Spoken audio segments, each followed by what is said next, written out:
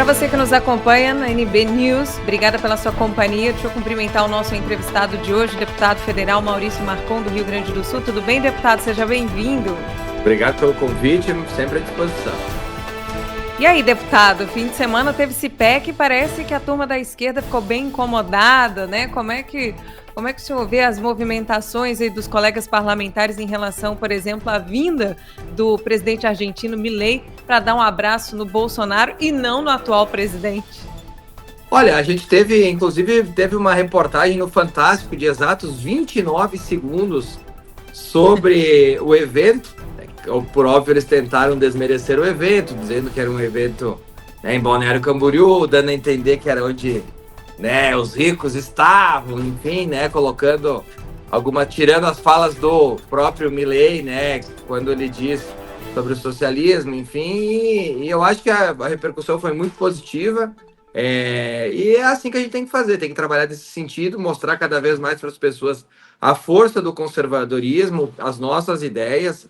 A gente não pode esquecer que ser conservador entrou na pauta das pessoas, elas descobriram que são conservadoras no Brasil há pouco tempo, né? Isso é mais uma herança positiva do presidente Bolsonaro, e a gente tem que trabalhar nesse sentido, cada vez mais, fazendo esse tipo de evento, trazendo novas pessoas e obrigando que a mídia, que é sustentada com dinheiro público para falar bem só do Lula, tenha que dar as informações também do nosso lado. Por falar em Lula, né, durante essa reunião aí do Mercosul, o Lula deu uma desmerecida, né, na ausência do Milei, disse que não fazia muita diferença, mas depois ele disse que quem perde é quem não foi. Vale lembrar que não faz muito tempo que o Lula disse que o Milei teria de pedir desculpas, e logo em seguida o Milei disse que não ia pedir desculpas coisa nenhuma, né, por dizer a verdade sobre o atual presidente do país. Como é que fica a imagem do Brasil e como é que ficam as falas, né, daqueles que defendem o Lula e que diziam que o Brasil era um pária durante o governo Bolsonaro, porque o Bolsonaro não dialogava com outros países? Tu sabe que esse antagonismo ele é interessante no médio e longo prazo. Por quê? Porque nós temos um país vizinho que hoje tem uma inflação controlada e que logo a economia vai começar a bombar muito. A gente sabe que lá está sendo implementado as medidas que deram certo no mundo. Milei prometeu que em 30 anos a Argentina vai ser o país mais rico do mundo, e tenho certeza que se ele implementar o que ele pensa, não sei se vai ser o mais rico, mas vai voltar a ser um dos mais ricos, como já foi no final do século XIX, início do século XX. Então, com o andar da carruagem, como se diz no bom português, a gente vai ver a nossa inflação aumentando, né? A gente teve, por exemplo, um reajuste agora no preço dos combustíveis. O Milei, há 10 dias atrás, diminuiu os impostos de importação da Argentina, né? As blusinhas da China, que lá pagavam 17, agora vão pagar só 7. Porque então essa responsabilidade fiscal, enquanto aqui no Brasil a gente sabe que além dos 20% tem todo o ICMS, todos os outros impostos que também acabam indo dentro do produto, né? Ao contrário do que diz a Janja, né? Quem acaba pagando é o consumidor. Então essa picuinha aí, que neste momento parece insignificante, eu acho que politicamente, olhando no médio e no longo prazo, ela pode ser muito valorosa para nós conservadores de direita, porque nós teremos um exemplo vizinho, né, de um país que estava no buraco, que teve que chegar às portas do inferno e que não quis se jogar no precipício, e que elegeu um governo libertário como chefiado por Javier Milei. Então eu acho que no médio e longo prazo isso vai ser muito positivo para o Brasil. A gente vai conseguir fazer esse antagonismo nas próximas eleições. Vindo para o cenário brasileiro, deputado, estamos próximos já de um recesso parlamentar. O que o senhor pode contar para a gente aí de bastidores? O que está acontecendo aí nesses últimos dias aí antes do descanso parlamentar? Olha, o Lira está muito focado agora em aprovar a reforma tributária, né? A gente sabe que ele quer deixar um legado e ele considera que seja um legado positivo, então ele deve estar empenhado nisso. A gente deve votar nesta semana a reforma tributária, e acredito que semana que vem já tem um recesso branco, que é quando nós, teoricamente, não estaríamos em recesso, mas por se tratar de um ano eleitoral e de ter início as convenções também, a gente sabe que acabam que os deputados têm que fazer a sua peregrinação pelos municípios, né? Que é natural, faz parte do mundo político, e a cada 2 anos a gente tem isso. E no segundo semestre, então, na volta do recesso, a gente deve tratar de 2 temas muito importantes, muito, muito caros para os conservadores, que é a questão do PL 1904, né, que proíbe a sistolia fetal, né, esse método desumano de matar bebês, e também a gente tem o enfrentamento da PEC das drogas, né? A PEC 45 de 2023, oriunda do Senado, onde a gente consegue, então, passar por cima dessa decisão esdrúxula do Supremo Tribunal Federal. Tenho certeza que o governo vai trabalhar. Hoje a gente lia algumas informações nos jornais que o governo deve atuar para que a PEC não seja aprovada, ou seja, o governo Lula deixando bem claro que é um defensor, sim, das drogas, lembrando que quem ganha com essa liberação parcial é o tráfico, porque quem vai só dá para comprar do tráfico, não dá para comprar em farmácia, nem em mercado, nem em padaria. Então, é um governo que trabalha pelo tráfico. Isso a gente pode tranquilamente dizer, né? Mas eu tenho certeza que eles não terão votos suficientes e a gente deve votar aqui com uma ampla margem e aprovar a PEC das drogas, que proíbe novamente, que já estava proibido, o Supremo passou por cima e a gente vai ter que reafirmar essa medida. Eu tive uma conversa com alguns líderes aqui que foi muito interessante, que disseram que agora isso deve ser um novo normal aqui na casa. O Supremo faz alguma coisa inconstitucional que nós não concordamos, a gente protocola um projeto e derruba a decisão do Supremo. Não é salutar para a República, mas infelizmente quando um poder invade o outro, e na chefia de um desses poderes, que é o caso do Legislativo, nós temos um banana como o Rodrigo Pacheco, é natural que os parlamentares tenham que dar resposta para os seus eleitores que não concordam com o que está acontecendo, e aí a gente tem essa reação dentro do Congresso Nacional. Já que o senhor tocou no assunto Suprema Corte, recentemente o ex-presidente do TSE, o ministro Moraes, disse que, se aprovada a anistia, por exemplo, no Congresso, quem decide se é constitucional ou não é o Supremo, né? Esse caminho também deve ser repetido, os parlamentares aprovarem uma determinada situação e o Supremo vir e derrubar com o poder judiciário, por meio do poder judiciário? Primeiro, a gente tem que entender que para ser aprovada uma anistia, onde permitiria, por exemplo, que o presidente Bolsonaro concorresse em 2026, nós precisamos ter um clima assim no Congresso Nacional. Bom, como é que se monta um clima assim? Primeiro, a gente vai ter eleições municipais agora. Andei dando uma olhadinha nas pesquisas das principais capitais, André, e a gente vê que o PT está muito atrás, né? O PT, hoje, ele não tem nenhuma capital no Brasil. O que mais se aproxima do petismo é a capital de Belém do Pará, que é do PSOL, onde o prefeito é o mais mal avaliado de todas as capitais do país. Então, eu acho que a esquerda deve diminuir ainda mais, e o PT deve diminuir ainda mais nos municípios, sinalizando para os políticos de centro, que são aqueles que definem os rumos do país, que, opa, a eleição deve caminhar, então, para uma maioria de direita, tanto no Senado quanto na Câmara e provavelmente também no Executivo.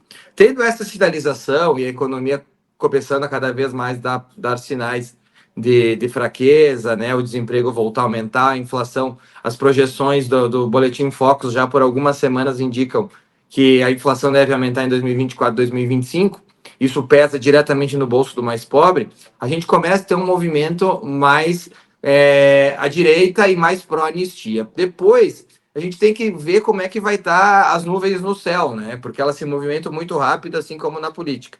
Se nós tivermos um forte indício que em 2026 o Senado será composto verdadeiramente por conservadores, eu acredito que essas bravatas do Alexandre de Moraes devem diminuir drasticamente, porque ele vai começar a entender que o cargo dele, que a posição dele vai estar em muito risco. E a gente sabe, se tiver um Congresso conservador eleito, principalmente um Senado, um ministro do Supremo, e eu apostaria todas as minhas fichas no Alexandre de Moraes, deve rodar com certeza, né? Porque crimes não faltam. A gente tem um, inclusive agora exposto para o mundo, né? Saiu no Washington Post, sobre a questão do Felipe Martins, que é um absurdo completo, né? Não há uma prova, um indício, nada contra esse cidadão. Ele mantém ele preso há mais de 5 meses por pura tortura ideológica.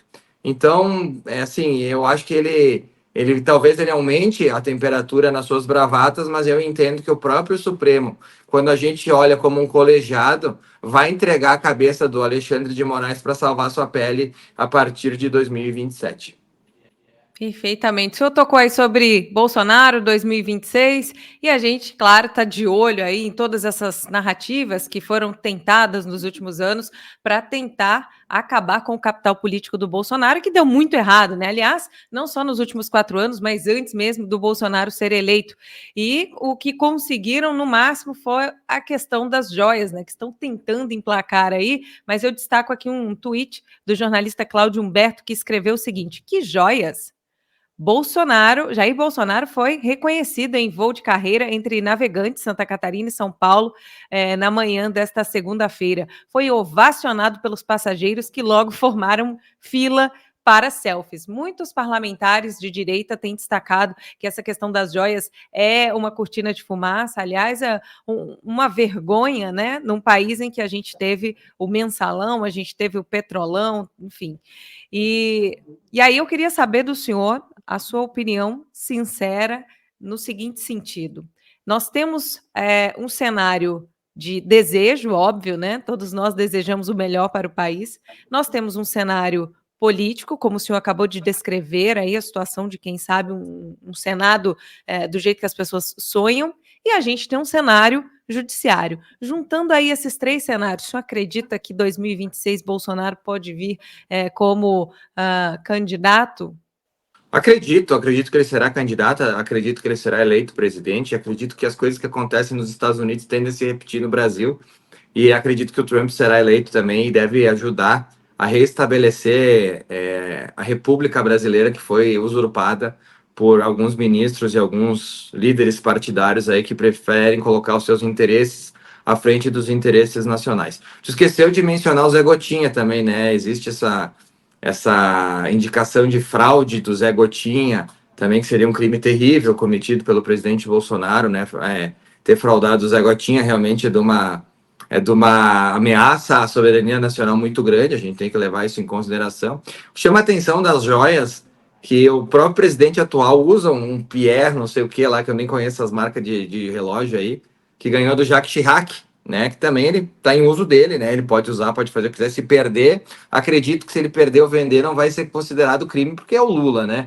Agora, o presidente Bolsonaro, que não usa joias, daqui a pouco tenha recebido o presente, que é o que parece, e ele não ia usar e decidiu vender. Talvez porque ele não roubou, como o Lula roubou quando foi presidente, né? O Bolsonaro é um homem honesto, ele decidiu, ó, não vou fazer nada com essas joias, vou vender, vou usar o dinheiro, ou vou doar, como ele já fez em muitas vezes e acaba não demonstrando, para não perseguirem ele também por isso. Então, assim, Andréia, o que acontece hoje?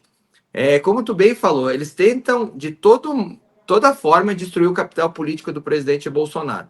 E o que a gente tem visto nas pesquisas até agora é que onde o Bolsonaro vai, onde ele é citado, e até em simulações presidenciais, teve uma pesquisa do Paraná Pesquisas, cerca de 30 dias atrás, que mostrava que há um ano atrás o Lula estaria 10 pontos da frente. Agora o Bolsonaro já pontua à frente do Lula. Então, é uma visão meia equivocada, digamos assim, de quem não entende como a política funciona, né? De quem deveria estar julgando outras coisas, não direcionando inquéritos. Então, eu acho que essa perseguição, tudo que é perseguido acaba muitas vezes crescendo, e aí acaba tendo três hipóteses para o presidente Bolsonaro, né? Prender ele viraria mártir e teria uma convulsão social. Matar ele viraria mártir total e aí sim seria incontrolável. Ou deixar solto como está e ele onde ele vai arrasta multidões. Então eu entendo o desespero dessa turma de esquerda, até porque com a iminente eleição de Donald Trump, eu tenho absoluta certeza, Andréia, que a banda vai tocar diferente do que toca hoje aqui no Brasil e que as coisas vão mudar bastante do que a gente tem vivido hoje.